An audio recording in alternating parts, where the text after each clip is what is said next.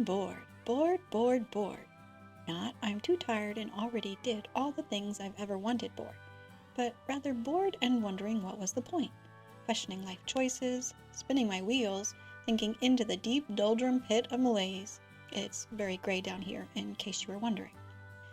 On that note, hit that like button, subscribe, and ring the notification bell. Let's get this YouTube algorithm doing its thing. Because it gets better from here, I promise.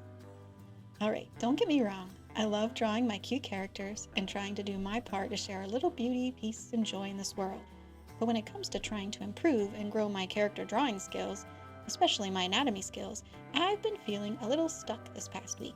Like feet in slowly hardening concrete stuck. See, it's not an emergency just yet, but if I stay here, then I'm going to be truly and completely stuck forever. You know, when the concrete hardens. Something needs to be done. But I've been doing things, dagnabbit. I've been working hard, harder than I have in years and years. I've been sketching, I've been coloring, I've been shading, I've been texturing. I've been, well, you know, all that artsy stuff. Every day, again and again. And honestly, for the most part, I love it. But then again, there's that problem of my feet getting stuck in concrete. I'm not really sure I want to wait and see if a jackhammer can get them free in the future. You know, sounds loud and, well, rattly. See, I don't feel that I'm good enough to progress, but I'm also getting a little tired of quick 5-minute gesture drawing and just drawing cubes and boxes and spheres, oh my. If you want to hear my cube story, check out my video from last week. Anywho, I don't feel confident in my knowledge that I've acquired. I don't feel like I'm good enough to move forward. I mean, this cement isn't that bad. I'm kinda comfortable and gooey at present. I've got all the time in the world. You kinda get used to the gray walls of this doldrums bit after bit. But it's kinda monochromatic here and kinda boring. Light bulb moment.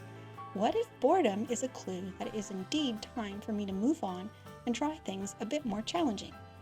I mean, honestly, the end goal was never to be able to draw sublime and epic boxes, practically perfect in every way. No, not my goal.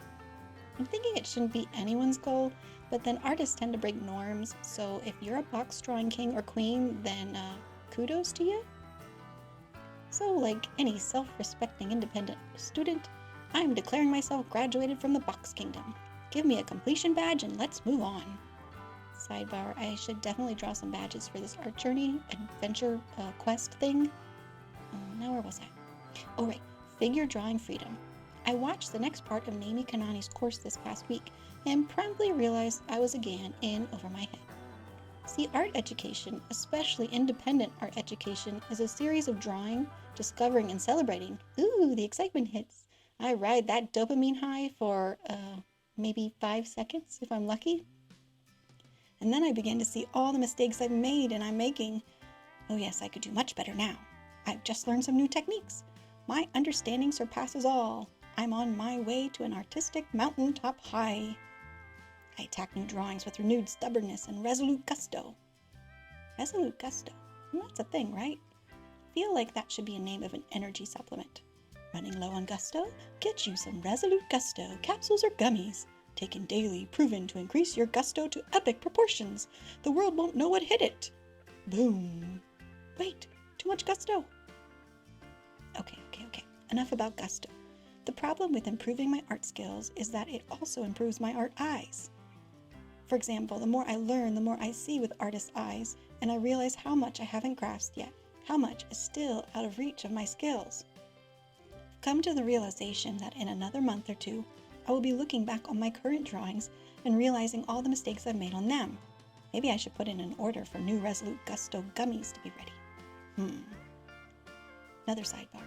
No wonder so many artists struggle with confidence and imposter syndrome. I think in this apprentice art squire level thing that I'm in, discouragement, futility, and boredom are 3 of the worst villains. I wonder what these things look like as villains. Are they human characters? Or more monstery looking? What colors? I think they must be gray or dirty green in color. Something particularly dismal, soggy, and sad looking. Not the best of companions, eh? And it's at this moment in my creative journey that I have an epiphany, which is defined by Merriam-Webster as a sudden manifestation or perception of the essential nature or meaning of something, in case you were wondering what an epiphany was.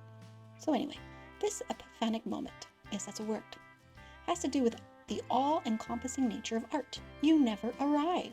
See, let that sink in. I'll never get there. In fact, there is no there for which to get. Being an artist literally means to always be an explorer, always a learner, always short of the goal. A true artist is a traveler, a nomad, a drifter, on an expedition that will never reach a culmination, in search of a goal that will be forever out of reach. I think I'm okay with that. Because if I ever did, air quotes, arrive, then wouldn't I just be right back where I started, slowly sinking into boredom and letting the cement dry around my feet? So friends, here's to never arriving, so there. I'm going to embrace the beauty in the journey, my mistakes as portals to discovery, celebrating the process rather than the outcome, creating without fear of imperfection. Hey, I might not even need my Resolute Gusto supplements anymore. All right, boredom busted. I'm embracing beginner blunders and going out to make more. Won't you join me? Let's do this adventure, journey, quest thing together. All right, if you're still here, let's look at some of my beginner art blunders. Learning the skill of objective self-critique is important for us independent, self-taught artists, right? So let's look back and give Priscilla from the past the business. First thing I've noticed lately is my many attempts to overcomplicate compositions.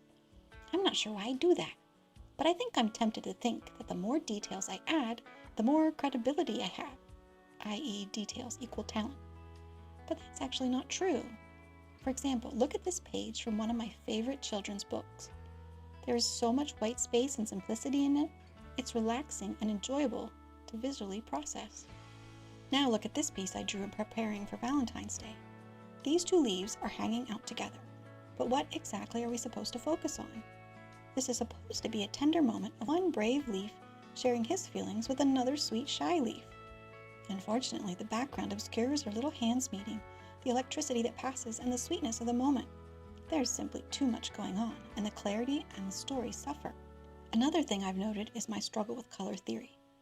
Look back at this story again. She uses a bright, simple color palette. Different things aren't sharing the same colors, and there's plenty of shade separation between elements. Now, in my work, I use the same color palette for all of my compositions, so that helps some, and then I don't need to reinvent workable colors every composition. But many of the colors on my palettes are the same shades or tints, i.e. they are the same brightness levels. For example, if I take this piece and desaturate it, it becomes much harder to decipher all of the elements involved. The hair stands out as it's a bit darker compared to the face, but almost everything else is a very similar shade, and therefore the story is muddied and difficult to read. Coloring it helps some, but it still is not as readable as it could be. And lastly, as one of my beginner blunders, I found myself rushing the sketching phase sometimes.